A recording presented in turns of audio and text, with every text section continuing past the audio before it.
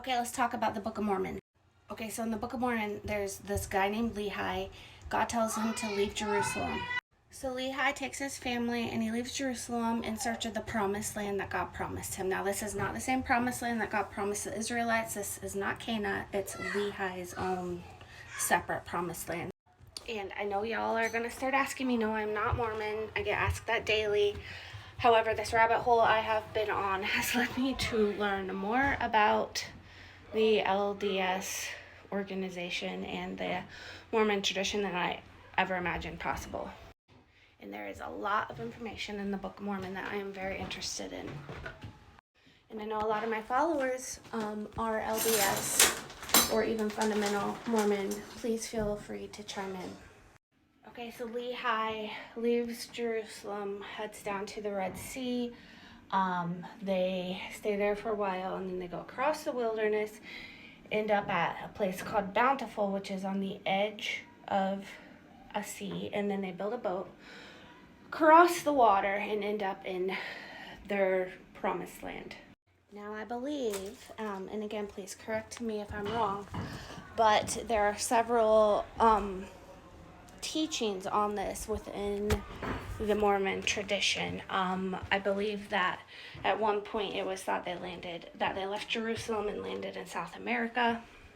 And then there's the Heartland theory, which believes they basically ended up in the Midwest, probably up by the Great Lakes, Lake Michigan, etc.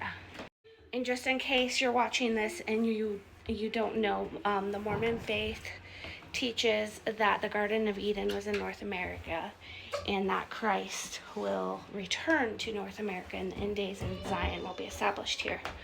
However, they do not think that any of the other biblical locations are here. They think they're like in the Middle East, like everyone is taught.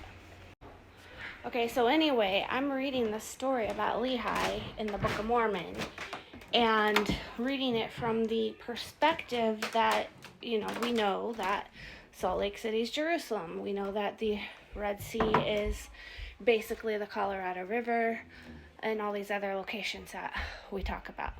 If you have no idea what I'm talking about, you'll just have to back up and go watch some more of my videos. Okay, so I'm reading this and it says they left Jerusalem, they went down to the border of the Red Sea, and they stayed there for a while in this valley with a river that runs into the Red Sea. All this stuff happens. There's some back and forth. And then from there, they travel through the wilderness.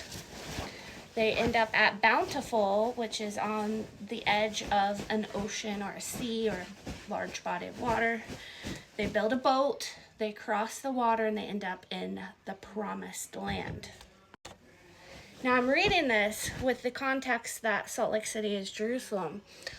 I don't know exactly where at the Red Sea they would have stopped and camped or where that valley is. I've barely had time to look since I read this.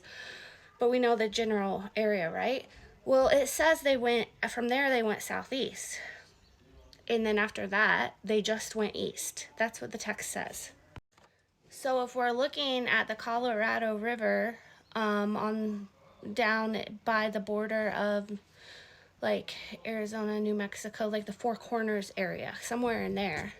That's a very broad range I'm giving you. But anyway, think Colorado River. It could have even been as far west as Las Vegas, but somewhere in that area, like Overton Arm is where they crossed the Red Sea. So it could have been, I think it would have been further east than that, more towards the east side of the state of Utah. But anyway, wherever they are, they set out from there. They go southeast for a while, 4 days, I think it says. And then they just go east. And then they travel, all this drama, all this stuff, and they come to Bountiful. And never gives another direction after that.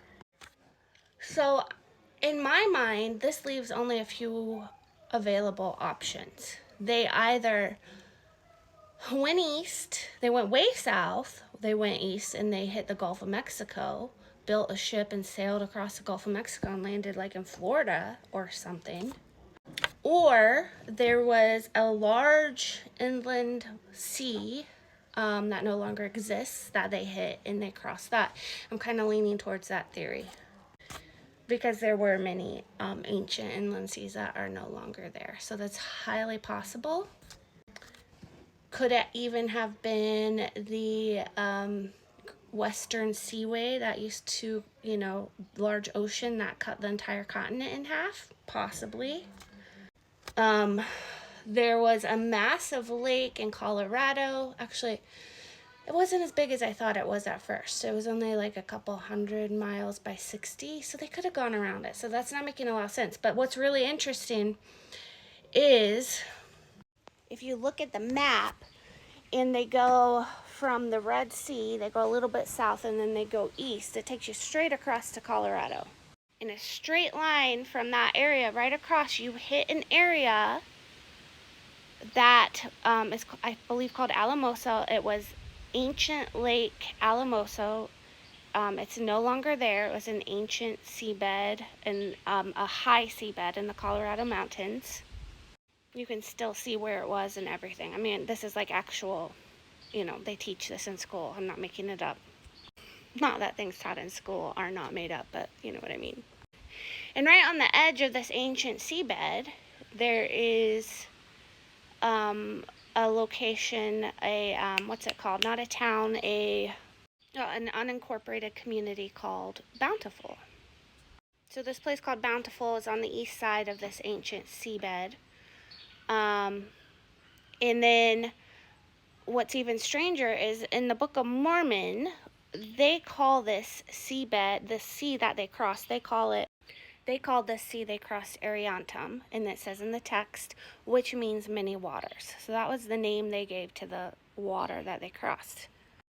Now, what's really interesting is if you draw a straight line from the Red Sea and you go down southeast about 4 days worth of walking, and then cut a straight path east, it will hit Bountiful on Lake Alamoso, and there's a road about halfway in between, the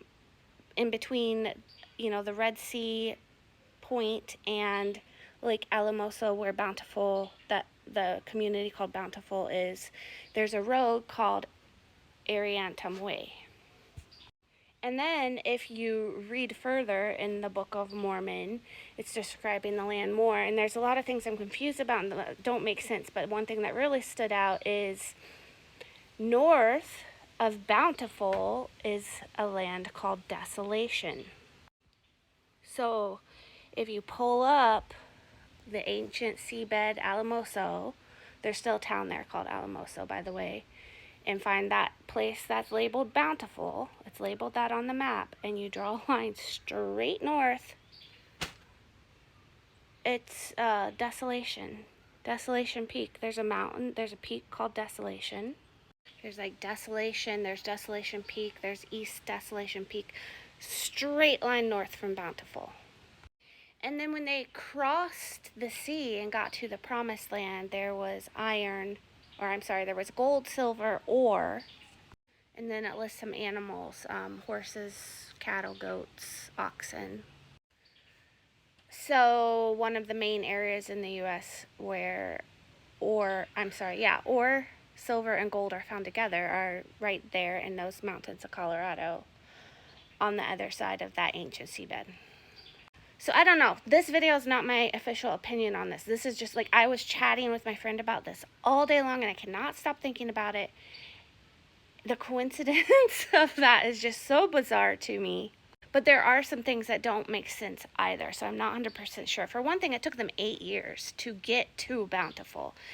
And that seems a little excessive, but it doesn't say they were traveling the whole time. For all we know, they stopped and built a house and then carried on. Well, they had tents. I'm exaggerating.